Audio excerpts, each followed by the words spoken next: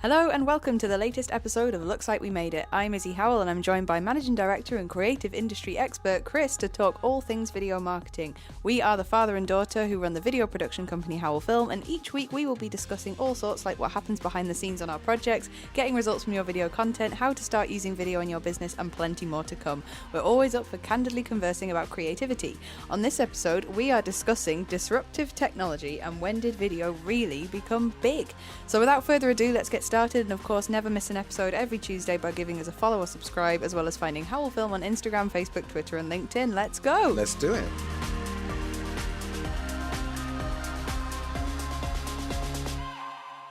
Excellent. Well, firstly, I would say you should record that intro.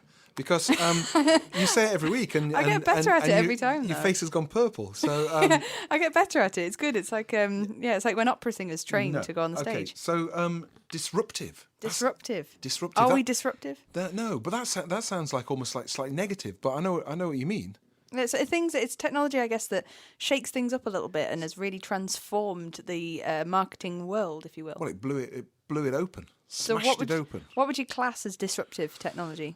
Well, I suppose YouTube would be sort of like, whereas something that didn't even exist before, no one even thought of it, and then now it's kind of like central to everything. I mean, I suppose, and then you get onto kind of social media and all the kind of the real big ticket stuff. I suppose disruptive is anything that kind of changes the status quo, anything that comes along and just takes a big hammer and smashes the old way things were before and makes something new.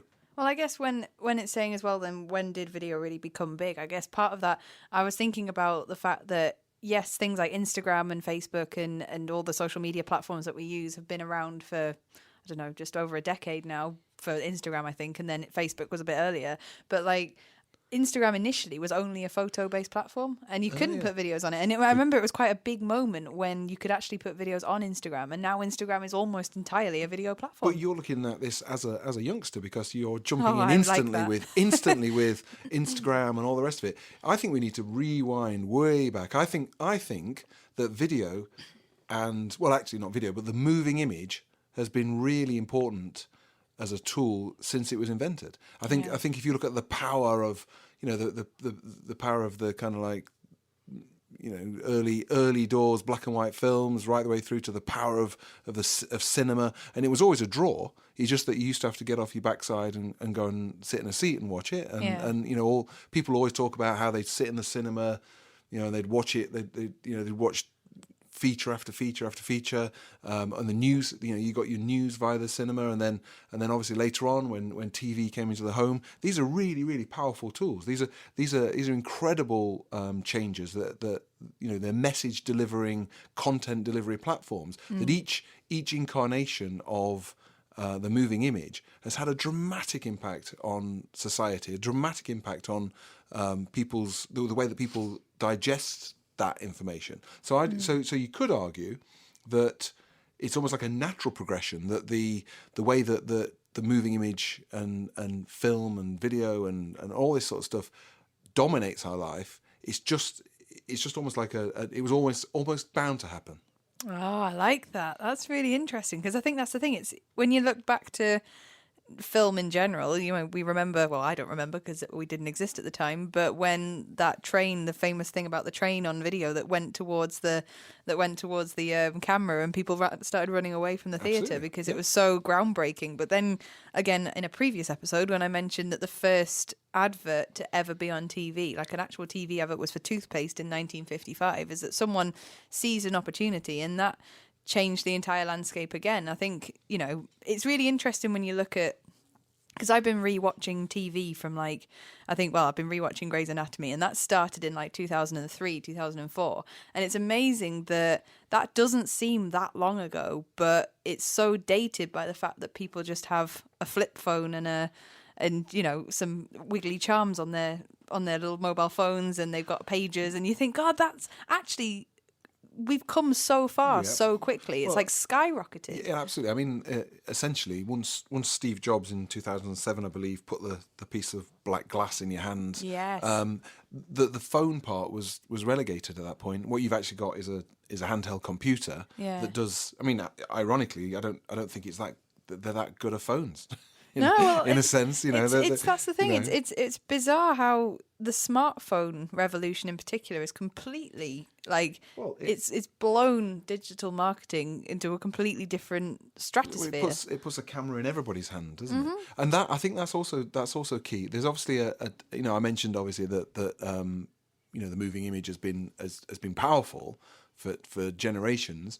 However, I think the big turning point was when anyone could do it. When you don't need any specialist equipment. Even pre-smartphones, you needed a little digital camera. You needed something to make a movie, and they were always very novelty based. It was always kind of like, wow, look, we've got even back in the in the 70s with you got like little cine cameras, or it was always, you always captured a tiny snippet. You always captured a tiny moment, and now it's well, it's a double-edged sword, really. It's kind of like just because you can doesn't necessarily mean you should.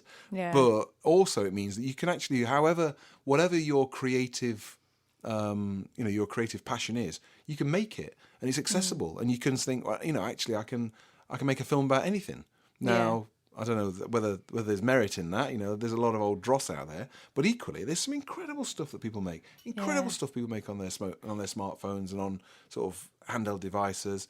And so I think that like disruptive, to my mind, would be that it disrupts the status quo, which kind of like I actually think is a good thing, provided there's some sort of it shouldn't always be like the Wild West. And I think that it's not always a force for good.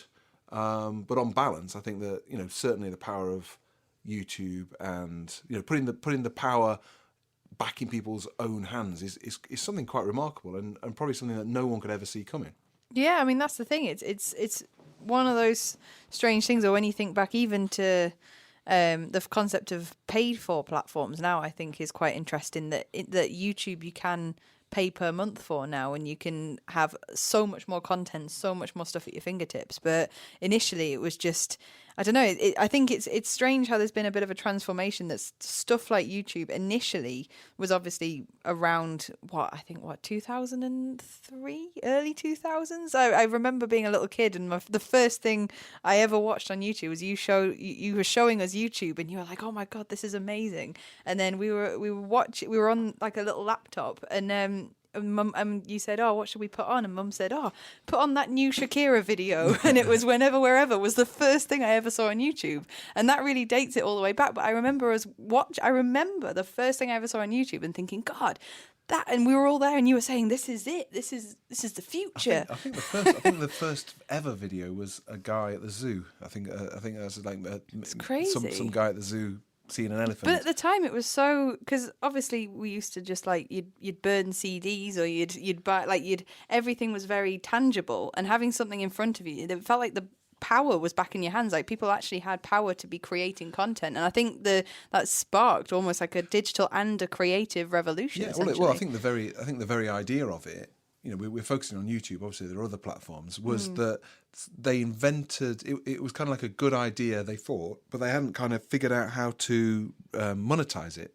No one had said, actually, what we need to do now is sort of sell advertising, sell highly targeted advertising, and that kind of came along at a later date. And I think a lot of naysayers at the time said, well, this will never catch on because they can't see where the revenue's coming from. And I think it was only when these sort of long-term boffins said, actually, no, we can monetize it. And it was interesting you were saying, there is a subscription-based option for YouTube, but essentially what that does is it gets rid of the adverts. So what you're buying a more pure experience, whereas back in the day that's how it was. So, but it's strange because you have to almost pay to go back to that initial point. It's very odd. But so the part of this discussion as well is, when did video really become big? And I think that coincides quite nicely with when did really companies and industries like ours start to go in this direction. Like, I can't imagine, obviously when Facebook and stuff started to begin,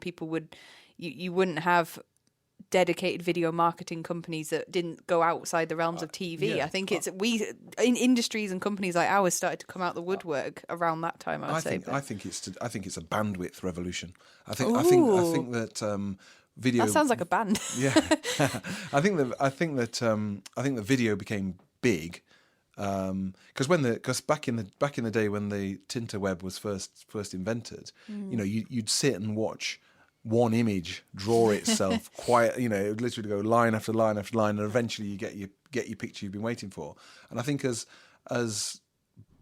that speed element improved, and then designers thought, well, actually, we can do more with imagery. And then suddenly it was going, hey, wow, we can whack in an iframe in here from YouTube, and wow. And I think once it became possible to properly watch video content online, that was the first revolution. And I think that once the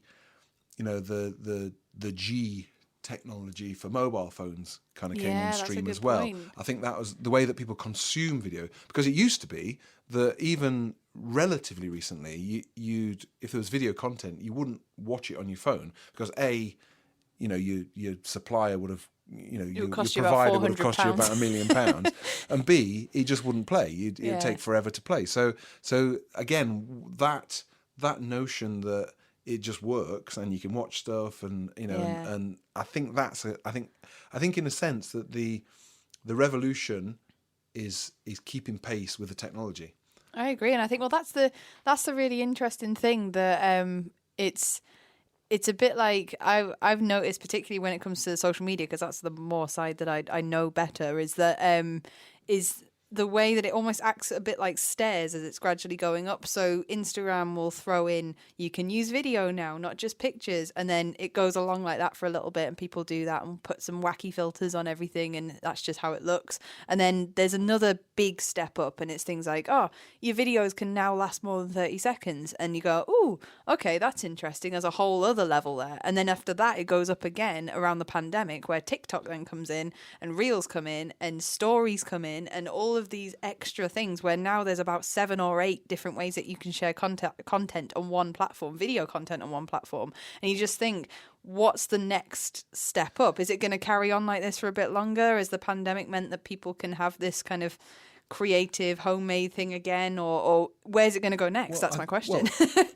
Firstly, I mean, I've got, as you know, I'm a crusader for the notion that content is king, and as I say in every episode, like I've actually already said it in this episode. just because you can doesn't necessarily mean you should. Yeah. And I do think we're gonna. If I was going to look sort of crystal ball kind of in the future, I think that people are going to become a bit more discerning again.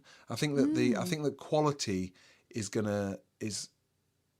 I think that there's so much stuff. Wheat, so much chaff. Sorry, that the occasional bit of wheat will really show out. Yeah. There's millions of analogies you can use for that. But I think that I think that quality is going to be. Because at the minute it is very quantity. Because I obviously keep an eye on Instagram Reels, and I enter into that never ending scroll sometimes because I want to see what's trending. I want to see what's going on, and there is a lot of rubbish out there that you have to really troll through to find the golden nuggets. Absolutely, and also about delivering a message in a concise, clear, and appropriate way. I think that one thing that whenever I watch anything online.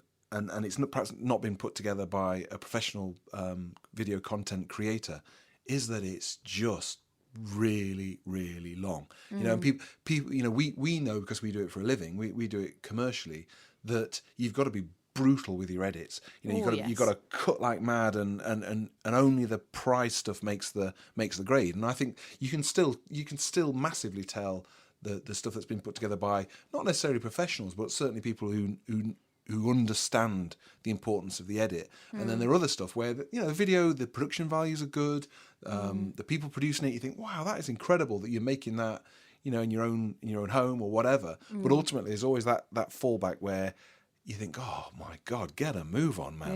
Yeah. It's like, it's really hard work. Well, that's sorry to interrupt, because you said editing and I just went, ooh. I know, yeah. But yeah, I think that, and I think because when you are going through Instagram Reels and TikTok and that kind of realm of short, snappy content that basically casts the net really wide, and you just basically every video on Reels is a bit like a message in a bottle. You just kind of cast it out there, and wherever it ends up, you hope it sticks and someone likes it. But and that can be a bit hit and miss. Sometimes you can get thousands of views, sometimes you can get 3. It really depends on the algorithm. But I noticed there's a lot more adverts now for people or editing on your phone apps, like apps to edit reels on your phone that make them look really slick and professional and cool. And then you look at the actual advert for the editing app, and that's obviously been done by an editor on a computer. And I think there's a bit of a paradox here where there's a false sense of I can do this myself. But at what point do you bring in the professional? At what point do you bring in the professional? At what point do we say stop making reels yourself and let us do them? Okay, well, I think it's all about time, ultimately. I think it's a case of, if you're a commercial enterprise, that the amount of time that you are spending producing your own stuff can become it's mind-bending. And as we all know, filming and editing and production and pre-production and post-production and all the rest of it, it is a time black hole, and it's only when we're in front of a client and we're saying, well, this takes this time, and you actually lay it out, that they go, wow,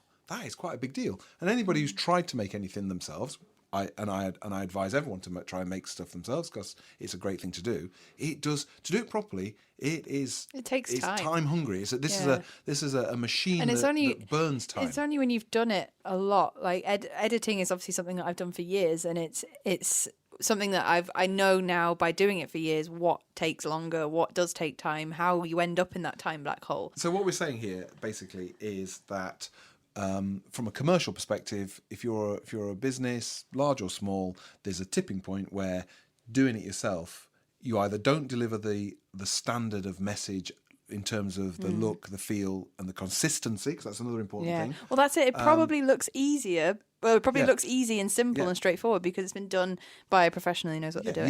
You spend a lifetime making something look effortless. Yes, absolutely. And that's why people like us exist, I suppose. But so disruptive technology, and when did video really become big? What is our answer? Video hasn't even begun to peak yet. Ooh, we're in a. It's just a. Barely scratched the surface. Barely scratched the surface because we haven't even talked about kind of like real time stuff, AI stuff. Fully immersive video content. We haven't talked about the kind of like 3D and all kinds of amazing things. Like, I'm not going to say, talk about Zuckerberg's thing, but what I'm saying is like that there's in terms of creativity, wow, what a launch pad. There's boffins out there making technology that can make creatives go, wow, I can make this thing. I can make this thing do this. I can make it look this way.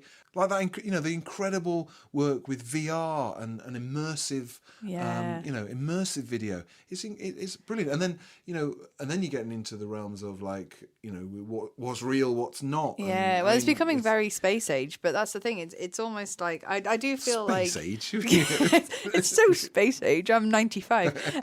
Well, it's basically, I think that we are. It's on a constant crescendo. It's constantly going up. And I think that we are only just in the middle of that. It's going to keep going and it's exciting to see what's going to happen next, because companies like ours that like to sort of keep an ear to the ground on what's going on. Even when we started, things like TikTok didn't even exist. And, the landscape for video marketing is always changing. Carry on. And what I would say is that we're very excited by all this. We are very excited by this. What I will say though is it still doesn't alter the fact that the essence of good design remains the same. The essence of good design and the essence of good creativity is still that you could take away everything that's superfluous, and what you're left with is visually appealing.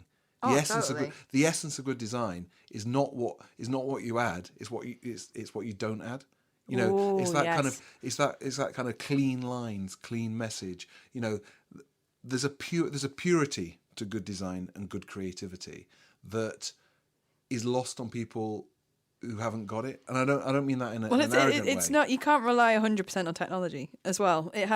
Part of it has to come from a creative eye. You still have to understand potentially pace, narrative, rhythm, all of that. framing, which is why there's room for everybody. You know, like I we get this all the time where I don't know, where people are going, oh well, I can get that made for £2.50, or you know, it's like, well, great, knock yourself out. You know, there's room for everybody in this world, in this arena. You know, creativity isn't an exclusive thing. It's kind of like, you know, if you want to make some films, make some films. You know, if you want to dive in and have a go, whatever, it doesn't matter. I have only praise for anybody making stuff. Doesn't matter what they're making. I do. You know, and I think, and it's hard because it's hard. It is. It is hard. But the other thing as well is to keep doing it. That's the other challenge. No end of people start off with, you know, in a blaze of glory. Yeah, we're making videos. We're doing a YouTube channel. We're doing this. We're doing that. 2 weeks down the line, it's like, oh wow, this is hard work. It's hard work. So, final question to end this off. Right, okay. That was quite a ranty one, wasn't it? Yeah, you're still on that soapbox. So I'm going to keep you on it for this question. Go on. How easy is it, in your express opinion, to tell a story in 30 seconds? Is it easy? Well, you don't have just 30 seconds to answer this, by the way. It's well, that's the power of brilliant advertising, isn't it? I mean, most TV adverts, as we know, are 30 seconds long, and you can tell a hell of a story in 30 seconds. But it's all nuance. It's all about kind of like you can use, you know, all the tools at your disposal.